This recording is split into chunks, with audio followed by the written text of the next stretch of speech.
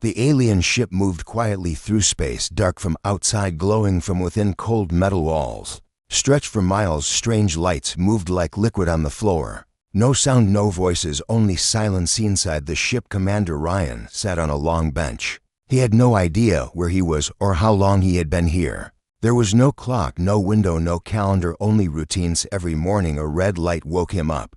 A panel opened with food, same taste, same smell, no words from anyone, only machines. Was not the only one on the ship. There were others, humans, aliens, creatures he had never seen before. They never spoke to him, they never looked at him. Each one walked fast, followed the same path. Every day, like they were afraid of something. Grian noticed one thing: room 17. No one went near it, not even the robots. Its door was black, no lights, no buttons.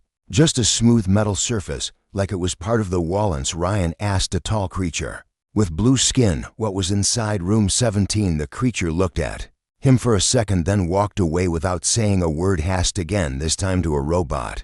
It stopped moving, its eyes turned red, then it shut down. Completely. After that, Ryan stopped asking. But he never stopped watching. Days passed, or maybe weeks. Ryan could feel something pulling him toward that room, like a voice inside his mind, soft, calling him on night. While everyone else was asleep, Ryan stood in front of room 17. He felt cold wind on his skin, even though there was no air moving. Stared at the door, waiting, hoping for something to happen. Then he hear a voice, clear, close. Inside his head it was a woman, not human, not alien. Something in between. Her voice was calm but firm, said, "Don't just stare, touch it, try." And looked around. No one was there. He stepped forward, his fingers just inches from the black door. His heart was racing. He took a deep breath and touched the surface. Eve metal felt warm like skin. Then the door lit up, bright symbols started glowing under his hand. The walls around him shook, a loud sound echoed through the hall. Ryan tried to pull his hand back, but it was stuck. His fingers were locked in the glowing marks. The voice returned, "No."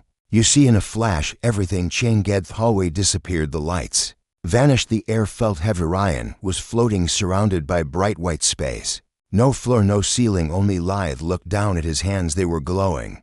His skin looked like glass, he could see his own bones. Then he saw Hirsch was standing in front of him, tall, slim, eyes like silver water. Her skin was soft blue, hair long and shining like metal. Smiled at him like she had known him forever. Ryan opened his mouth to speak, but no words came out. The woman stepped closer, she touched his forehead with her finger, and suddenly memories rushed into his brain, not his own.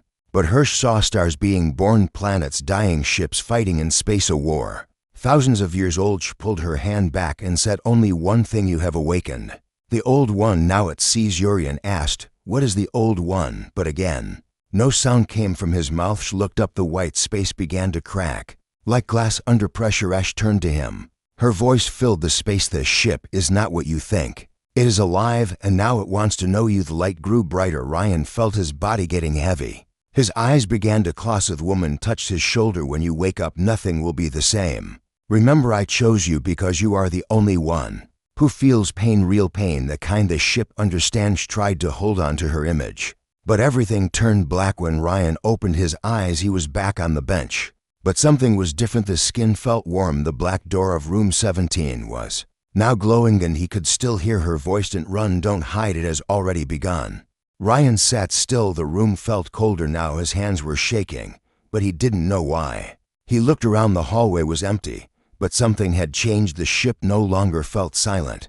It felt alive. The door to room 17 was glowing, soft blue light moving across its surface like waves. Ryan tried to look away, but his eyes stayed fixed. He stepped back. His legs were heavy, like something was pulling him in. Then it happened again. That voice, it came like a whisper, but it filled the entire space around him. "Do not be afraid, I am still here." And turned fast, but no one was there. "I remember me, you saw me. You touched what no one else dared to touch." Backed away slowly, but the voice followed. "You cannot go back now, you are part of it, and it is part of you." Before he could move, the lights on the ceiling flickered. The hallway twisted like liquid, and then the floor vanished. Adrian felt himself falling, but there was no wind, no sound, only white light again. Then he landed softly, like landing in water. Without getting wet, he opened his eyes, and there she waist woman from before, standing in front of him. Same silver eyes, same glowing skin, but now she looked different.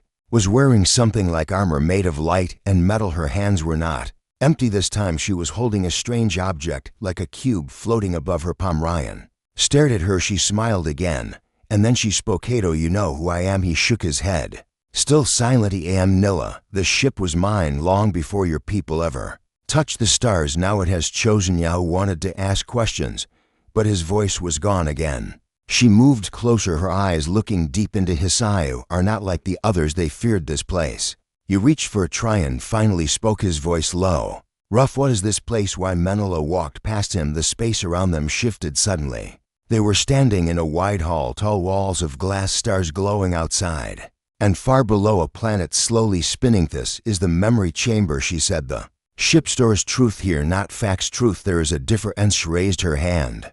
The walls lit up with images: humans, aliens, planets, burning ships, exploding laughter, tears, anger. Levrian looked around. The scenes moved like wind. He saw faces. He saw his own face. He turned to Harrier. "Reading my mind?" She nodded. "No need to lie. The ship does too. It sees your heart, your thoughts, your scars." Stepped back. "Why me? I didn't ask for this. I didn't sign up for any of this." Nyla turned her face serious now. "Because you are broken, and that is the only thing this ship understands." Rian felt something hit his chest, a sharp emotion, like someone touched an old wound. Nilla continued. "Others came before you. They were strong, smart, skilled, but not human in the way that matters." She raised her hand again and showed a face, a man wearing Earth's military suit lying still inside a broken pod. Eyes closed, no breathe. "Tried to fight the ship, but the ship does not want war. It wants a mirror, something that feels pain, loss, regret." Shamirian looked down, his fists clenched. Would a machine want pain?" Nyla walked closer.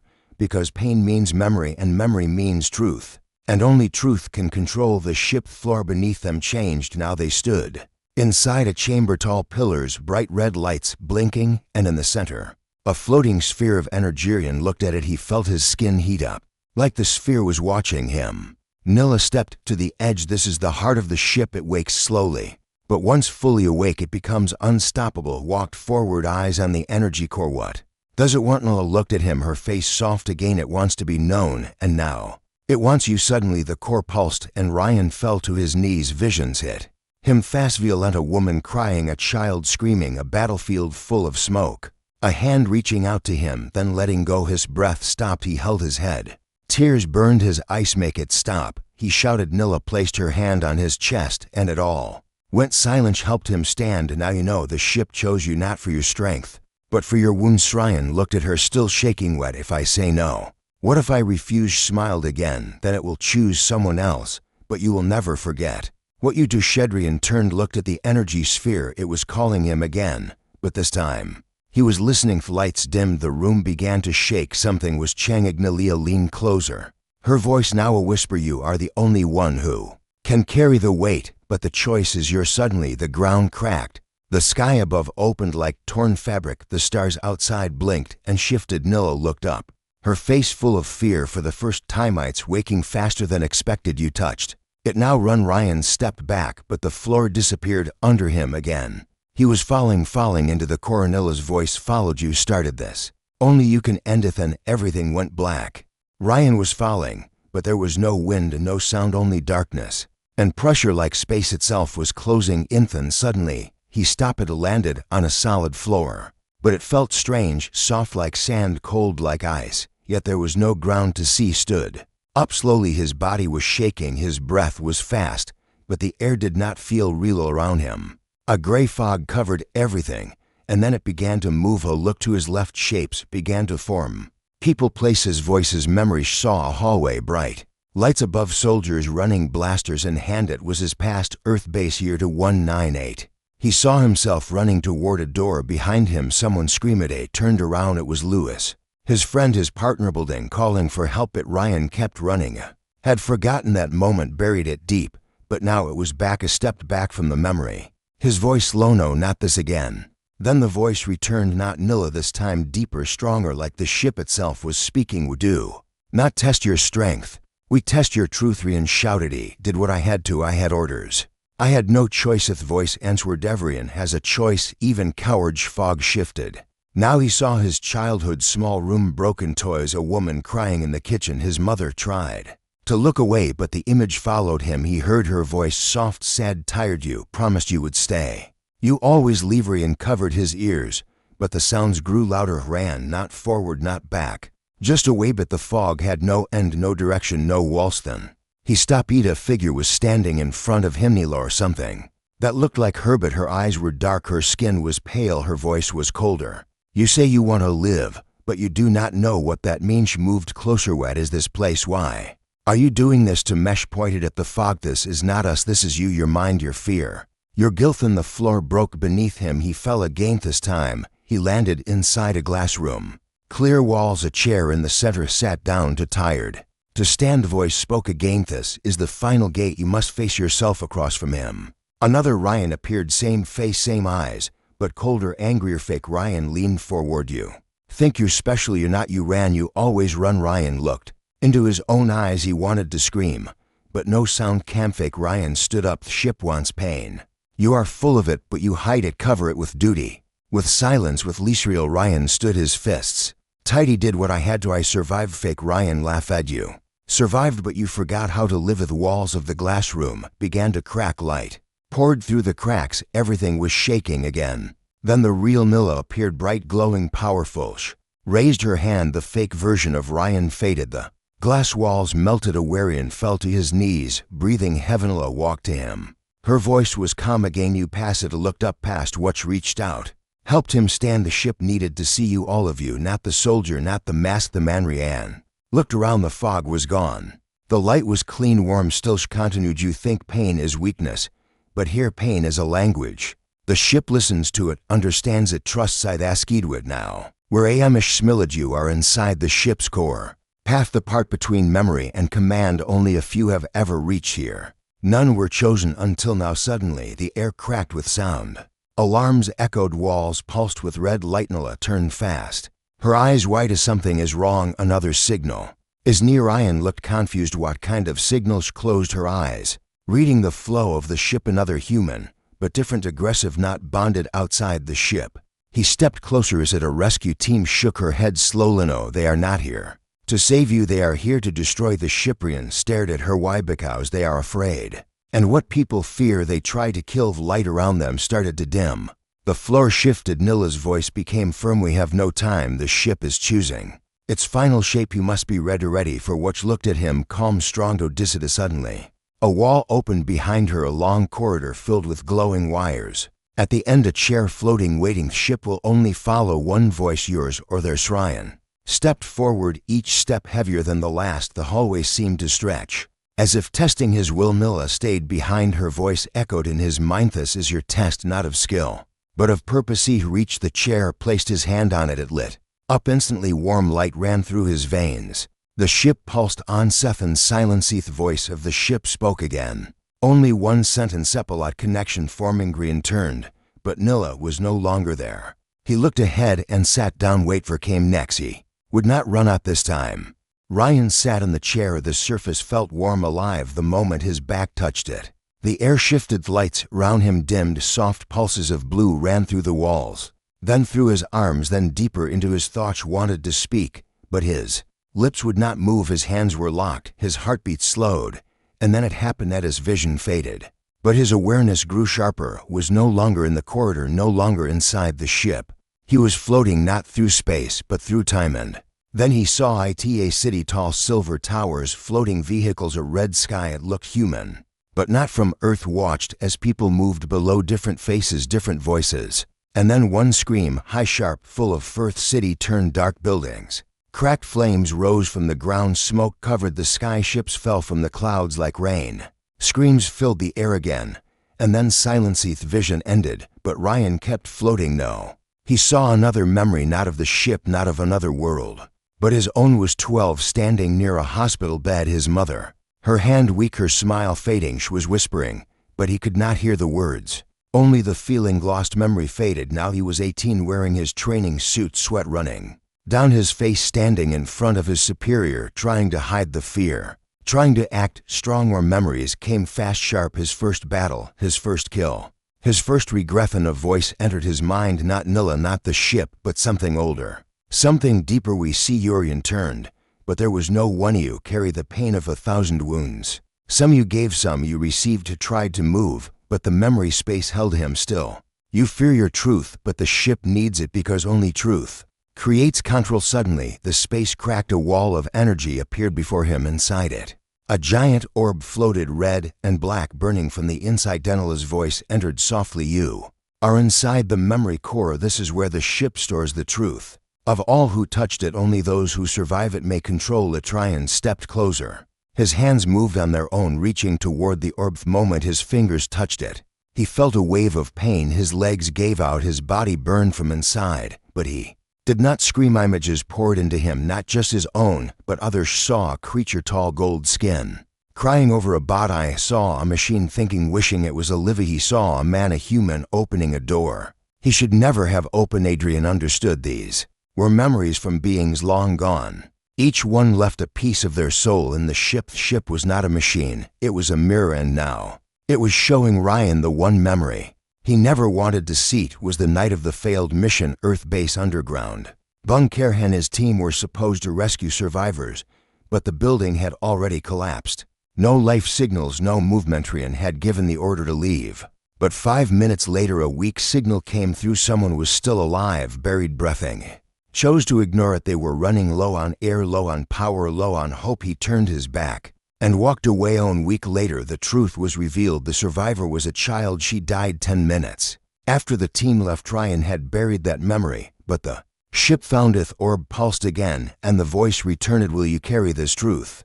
Will you allow the pain to shape you? Ryan closed his eyes, his hands shaking, his breath fast. He did not want to be a hero. He did not want to be chosen. He just wanted to forget. But now there was no forgetting. Only Fassing opened his eyes and said yes. The orb exploded in light. His body was thrown back, but he did not fall. He floated.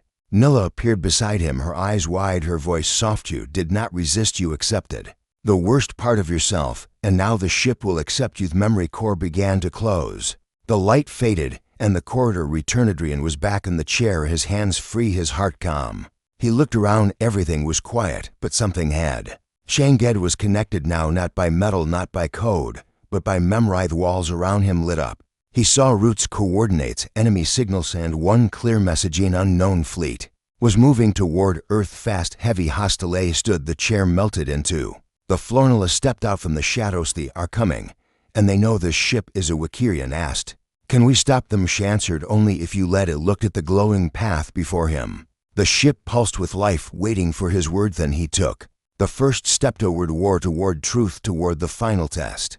The ship moved through space like a shadow in water. No sound, no trail, only power. Ryan stood in the center of the command hall. Light flowed under his feet. Lines of energy ran along the walls. Each pulse followed his breath. The ship was listening, and more than that, it was watching. Nyla stood beside him, her eyes focused on the stars outside. Her voice calm but heavy. You need to know where this ship came from before you decide what it must. Becca Marion looked at her. He felt ready, but he also knew he had never been this deep inside the unknown. She raised her hand. A section of the wall opened, revealing a chamber of pure darkness. This is where it began, she said, the place where truth hides itself. Followed her, and the door closed behind them, and everything went quiet. No lights, no sound, only memory. Then slowly a sphere rose from the center of the room. It spun without touch, glowed without light, and Nilla touched it. There trembled. A vision opened in front of them, not on a screen, but in space itself. It looked real, it felt real. Ryan saw a world made of crystal and fire, mountains of light, oceans of energy, and in the middle a city that floated above the clouds. This was the world that built the ship. Nilla whispered, called it Sereth. It no longer exists. Ryan watched as creatures moved through the city. They looked like Nilla, but taller, more vibrant, eyes full of light. He saw how they lived, peaceful, brilliant, connected by thought. Then came the crack in the sky. A tear wound in space. From it came creatures without shape, darkness, with minds they did not speak. They consummed. People of Sereth fought. They used ship's energy, words, but nothing stopped the storm. So they built one final thing, a ship unlike anything before it. Just metal, not just code, but mind, memory, heart. They poured their knowledge into it, their dreams, their fears, their final hopes. They gave it one task: survive and remember us. Ryan watched as the city fell, the ship launched, and Sereth Burnett vision ended. He stood in silence, his hands cold, his mind full. You were one of them, he said to Nylash. Nodded slowly. My body was destroyed, but part of me was saved inside the ship. A voice, a guide, a shadow of what I wash looked into his eyes. But the ship is not only Sereth now, it is all who touched it, all who gave something to it. Human, alien, machinarian turned back to the Spherian now, it is Menenet mine to own. But mine to Carinala nodded against it is the truth of it. Suddenly a wave of light ran through the walls, red symbols blinked, and alert, the enemy was near. Ryan stepped out of the chamber. Back into the command hall, stars appeared in front of him, dozens of enemy ships, all moving fast. All armed, they saw the ancient signal, they came to erase it, to end what Sereth began. Ryan looked at the control field, it responded to his thoughts.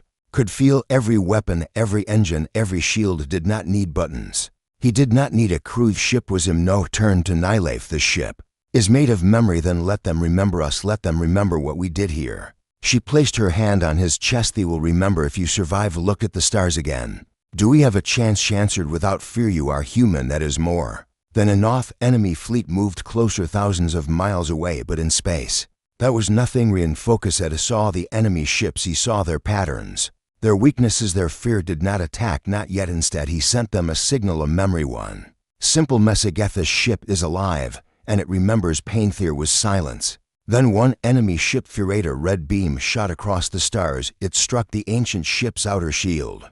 The ship did not shake, it did not break, it responded. Energy flowed through Ryan's body. He raised his hand, and light exploded from the coronat.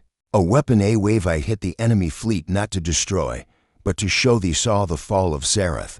They saw the faces of the dead. They saw every life lost, every soul that still lived inside the ship, and they hesitated. Ryan spoke, his voice steady. Leave now, or share their fate. Half the fleet turned away, the rest prepared to fire. Ryan gave the command no more warning. Ship moved faster than light, sharper than sound. In seconds 10 enemy ships vanished, swallowed by silence. Others follow. With battle ended before it began. Allah stood behind him, her voice quiet. Truth was in our Ryan looked at the stars, then at his own reflection in the glass. Was still human, but he was not. The Samoth ship had taken his pain and given him something new, not power but purpose.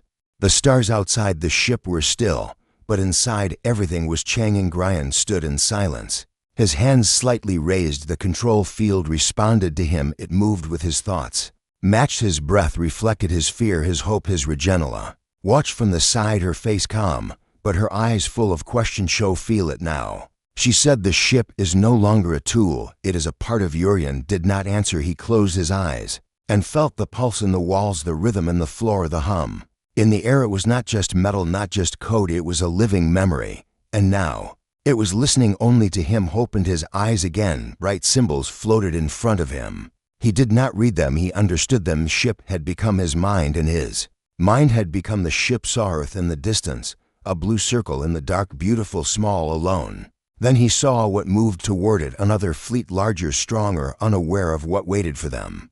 Nilla spoke again. They do not know you, they think you are just a pilot, just another weapon. They will learn. Ryan looked at her, his voice calm. I am not here to destroy, I am here to protect. She nodded, but said nothing more. The ship moved on its own, guided by his will. It did not need fuel, did not need time. It bent space like paper, it folded light like cloth in a breath. They reached Earth's orbit. Human defense stations were already active, lasers, charged missiles locked, fear spreading faster. And opened a channel, his voice reached every ship, every command room, every soldier. This is Commander Ryan, I am aboard a ship of unknown origin. It has accepted me. I am not a threat to Earth, but I will defend it with everything I have. A silence followed, then voices, dozens, hundreds. Some doubted, some feared, some called him a liar, a traitor, a tool of the Enemithan. One voice broke, Thraugeneral Halak, old, strong, trusted. Ryan, you left us without a word. Now you return like a god. Why should we believe? Urian answered without anger, because I remember every face I failed, because I carry every weight I earned, because I am still human. And that is enough. Let paused, then gave one simple order, stand down, let him speak. Ryan stepped forward, and the ship responded. A projection appeared above the planet, visible from space, a memory, not a threat. It showed Sereth, its fall, its pain, and then Earth, small, bright, still, untouched. The message was clear, this is what came before. Do not let it happen again. Human fleet lowered their weapons, but before peace could form, the enemy Aravedwinty ships, dark, fast, built to Erasity, did not send a warning. They opened fire and moved without speaking. Ship wrapped itself around his thoughts. Shields opened like wings, blades of light cut through space, and in one flash 5 enemy ships disappear. Red Thrust broke formation, tried to run, tried to fight. Ryan saw their weakness, he saw their pattern, he saw their fear, reached out with his hand, and the ship responded like breathe, did not press buttons. He did not fire guns, he released memory. Enemy ship was hit with truth, the memory of Sereth. The cries of the lost, the screams of the forgotten. Their systems failed, their minds cracked. They turned on each other, fell from the sky like broken stars, and then it was over. Ursulin's return at Earth was safe for now. Ryan stood in the heart of the ship. He could feel it breathing, not like lungs, but like purpose. He turned to Nile. Is this what they built it for? A weapon, a wall, a warning. She walked toward him, not quite smiling, but calmly. Built it to survive. But now it lives. Ryan looked down at his hands. His skin no longer felt the same, warmer, brighter, wired with lithe. Had not changed into a machine, but he was no longer only flesh, was a memory in motion, and the galaxy would remember him. The Earth Command sent another message. Commander, what are your orders? No pause, the weight of that question heavier than any weapon. He looked at Nilla, then back at the stars. Watch, we wait, and if the darkness comes again, we stand in its way. Nilla stepped beside him and whispered, you were never chosen. Because you were strong, you were chosen, because you were willing to feel, to break, and still rise. Ryan placed his hand on the wall. The ship pulsed softly, and somewhere deep inside it, a voice replied, human core accepted, weapon protocol balanced, memory stable. The battle was over, but the story was not. Ryan had become something new, not a god, not a machine, not just a man. Was a bridge between what was lost and what could still be. Savage stars watched in silence, and the ship moved forward, not to fight, but to protect. And Earth, for the first time in a long time, was not alone. The silence of space was broken not by sound, but by presence. They came without warning. From the edge of the galaxy, ships made of darkness, engines powered by the absence of light.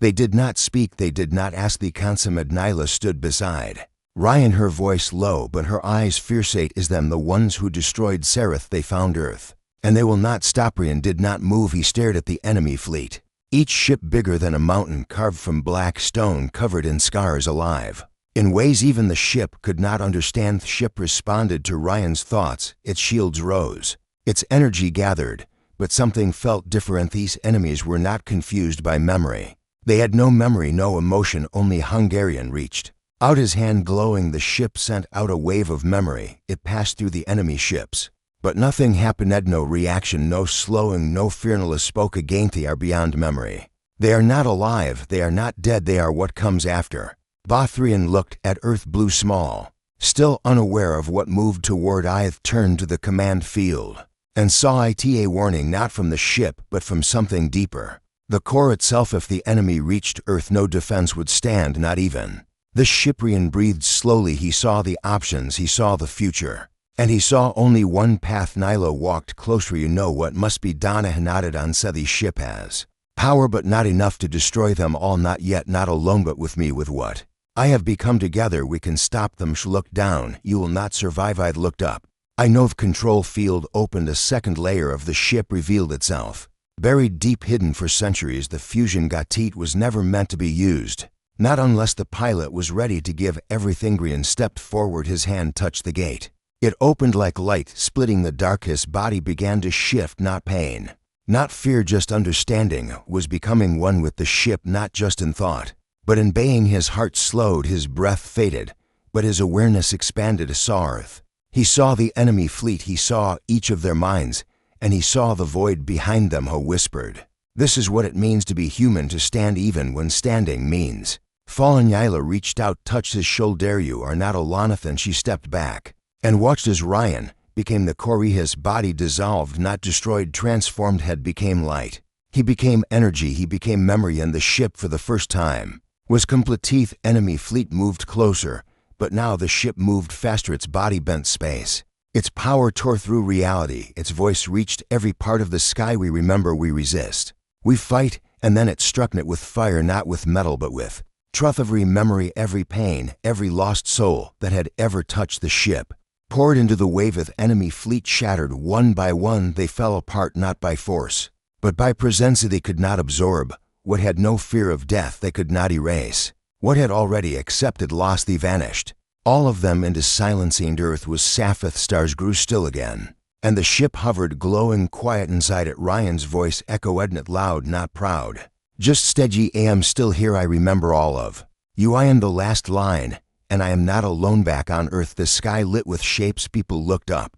They saw the ship, and for the first time, they did not feel afraid. They felt watched.